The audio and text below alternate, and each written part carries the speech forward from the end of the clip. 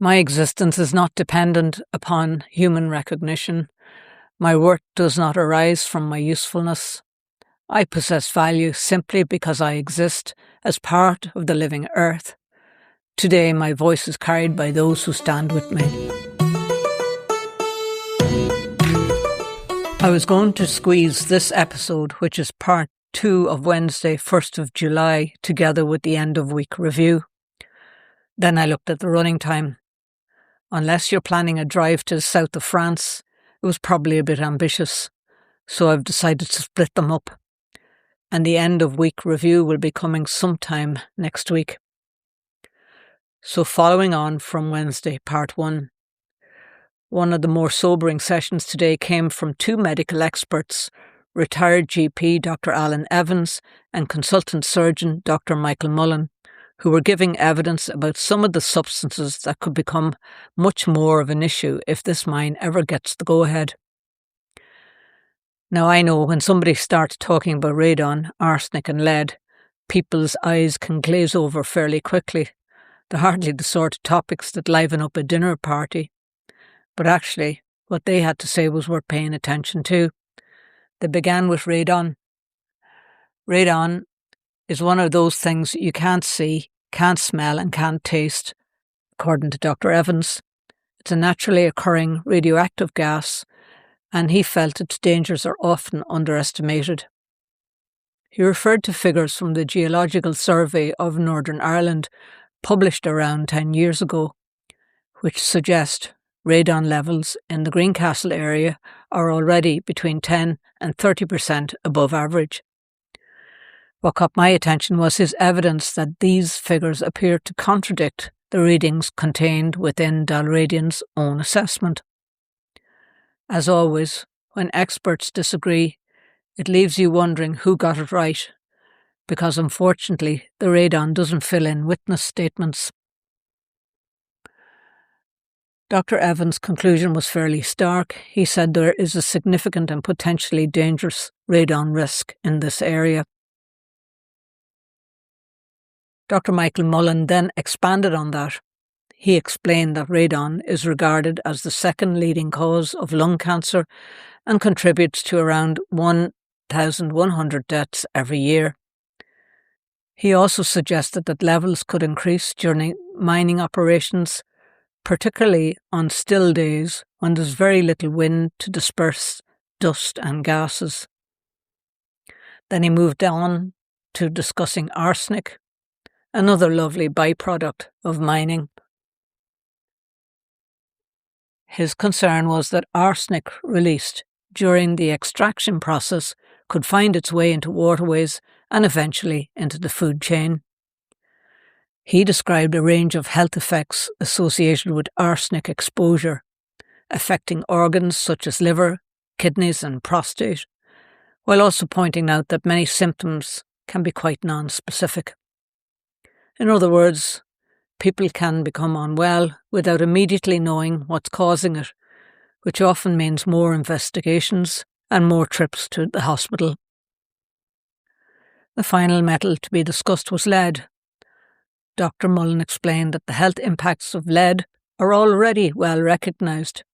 He spoke about effects on soft tissue and a range of health problems, including neurological symptoms and headaches, particularly where concentrations become elevated.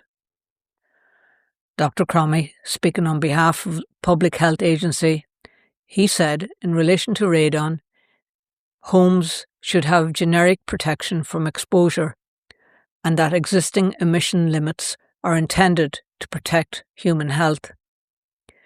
He also stated that, in their opinion, the assessments relating to radon, arsenic and lead were not deficient. Caoimhe Warnock, speaking on behalf of Greencastle GAA Club, related how the club was worried about toxic dust being generated in an outdoor sports environment. Mentioning the GAA All-Stars programme, including children with underlying health conditions, would be exposed to higher risk, and that there would be a disproportionate impact compared to adults. She related how there are large numbers of people using the extensive sports facilities, both local and visiting teams, and that parts of the building had been constructed long before it was mandatory to have a radon barrier in the place. That there would be a direct implications for cumulative exposure and long-term risk, and that the precautionary principle ought to be applied.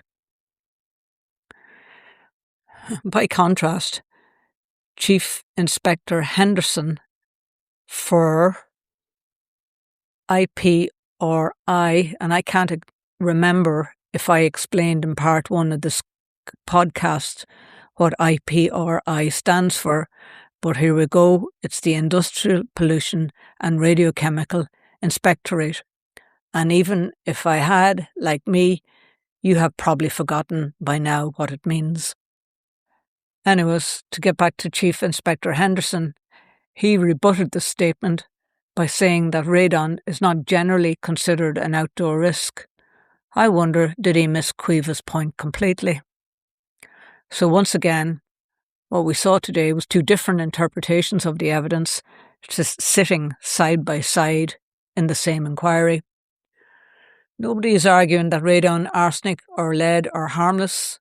The debate is over what levels might be released, whether the modelling is reliable, and ultimately how much uncertainty and risk the community of Greencastle and the rest of Northern Ireland and the Republic of Ireland are prepared to accept. After lunch, the inquiry turned its attention to tellurium. The third parties raised concerns about what they see as a lack of information available to properly assess the potential risks associated with tellurium. Their concerns stem from several points. Firstly, tellurium did not form part of the original planning application as they understood it. They also argued that extracting tellurium would involve processes that differ from those associated with gold extraction. As preparations for the public inquiry progressed, the third parties noted that tellurium was subsequently presented by the applicant as a critical mineral. In their view, this appeared to represent a significant change in emphasis. They also pointed out, to their best of their knowledge, tellurium does not feature in the project's original feasibility study. Their understanding is that it first appeared in the applicant's 2024 statement of case, or one of the rebuttal documents, and also in connection with the power line application, rather than in the original planning application. The question the third parties are asking is whether the growing emphasis on tellurium reflects a genuine evolution of the project, or whether it has been highlighted because of its status as a critical mineral. That's the question for the inquiry to consider, but it was certainly one of the issues raised during Wednesday afternoon's proceedings. The absence of tellurium in Deere's discharge consent means that there is regulatory incompleteness, procedural inequality, unverified engineering assumptions, lack of integrated assessment across planning and environmental regulations, and risks to rural communities due to untested engineering claims. Harking back also to the pre-inquiry meeting, where PAC said we would only be talking about gold, silver and copper. It also strengthens Section 75 arguments. If engineering assumptions affecting rural residents were never scrutinised by the regulator, then the regulatory process failed to consider differential impacts on protected groups. Counsel for the applicant, Mr. Beattie, was quick to interject, stating that tellurium had always been present in the ore body. That led to a discussion about whether tellurium should instead be considered as part of the mine waste assessment. Proceedings then paused when Mr. Beattie indicated that he wanted his expert witness to be present before the discussion continued. From my notes, I'm not entirely sure the original question namely when and how this issue would ultimately be dealt with, was ever fully answered. If it was, it certainly wasn't made clear enough for me to catch it. Without saying they had moved on, the Commission moved on this particular issue. So coming back to IPRI, Henderson from IPRI was asked if tellurium was in the consultation response. And I'm not sure what the response was to that question, but he then went on to talk about the half-life of tellurium. For the uninitiated, a half-life is simply nature's stopwatch. It tells us how long it takes for half of a radioactive substance to break down. Some materials have half-lives of a few days, others thousands of years. Tellurium's radioactive isotopes have half-lives so unimaginably long that for all practical purposes they're effectively unchanged over the lifetime of the Earth and far beyond. When asked if the IPRI had any further comments to make in relation to tellurium, Henderson said no. And just to be clear, the role of IPRI is to regulate and enforce environmental laws relating to industrial emissions and pollution, chemical regulations, radioactive substances and radioactive waste, major accident hazards involving dangerous chemicals, and pollution prevention and control. When NIE were asked if they are satisfied with radiological risk and sample death, they responded that there was no significant difference with sample depths, no realistic radiological risk to environment or human health. Linda Sullivan then pointed out the negative impact of tellurium on human health via accumulation in the food chain, that it had a wide range of health impacts. High levels of exposure can affect the nervous system, and she pointed out that the burden of proof lay with the applicant. Dr Michael Mullan said it was toxic to animals and humans in low doses and may cause headaches, drowsiness and a distinctive garlic-like smell on the breath due to the body's metabolism of the element. Butoni, expert for dalradian, rebuts, saying that the hazard is well understood, and that, more or less, brought the day to a close.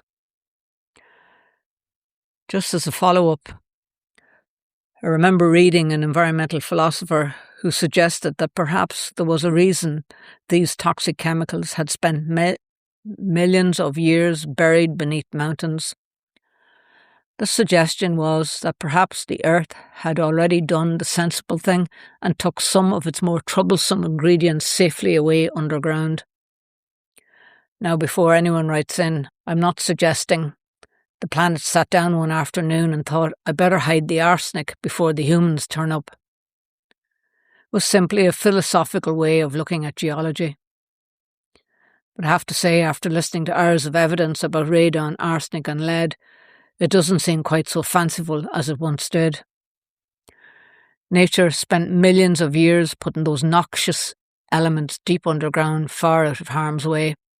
We can dig these same toxic chemicals in a matter of months, and the impact on the air we breathe, the water we drink, and our health will last for generations. And I want to say one final thing. Before dismissing us local people as alarmists, spend some time reading the public health literature on former mining communities. Across the world, researchers have examined the long-term environmental contamination and the prevalence of certain diseases associated with exposure to mining-related pollutants. That's why many communities approach new mining proposals with caution. It is informed by experience as well as concern. And that's it for this evening. Thanks very much for listening. And the end of week review for this week will be out sometime next week.